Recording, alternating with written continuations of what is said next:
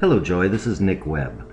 I am very happy to present this video about how to use SafeAssign feature on Blackboard that allows for plagiarism check. Now it allows for a number of other things which I think are very good course management techniques, but I will focus in on, at least right now, its application as a plagiarism check device. Let me say, these videos, this software I'm using to create them, will be limited to 5 minutes. So I will likely need to create more than one video. I will also say that I'm going to do this one time through without re-editing, so if I misspeak or I say too much, I'll let you know I'm trying to be practical rather than perfect here. Let's get to what you need to know.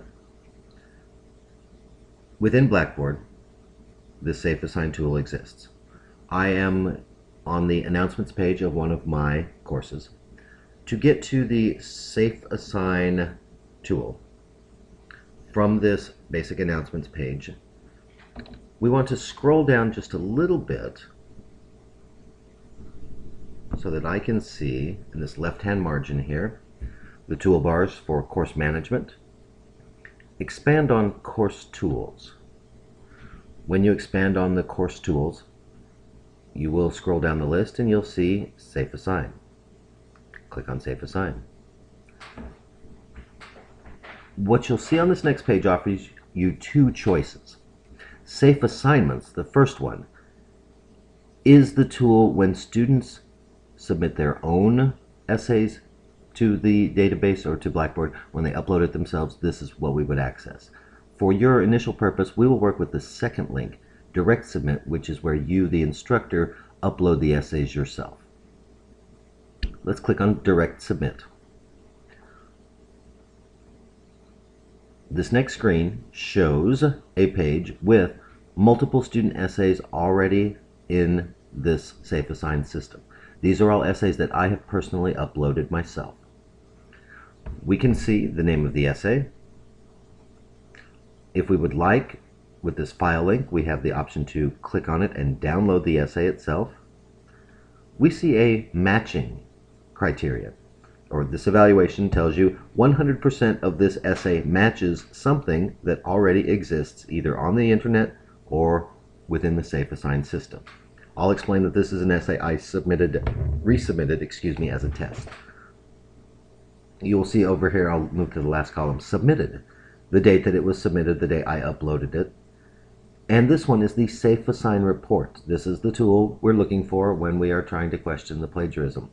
If we click on this icon for SafeAssign report, a new screen will open and we will see the report about percentage of plagiarism and where the plagiarism seems to match.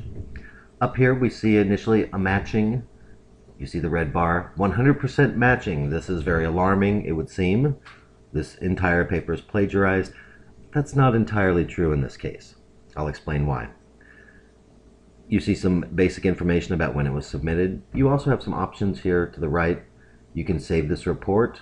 You can print the report. Let's come down now to the suspected sources. This 1, 2, and 3, these are websites that contain text that matches what your submitted document contains.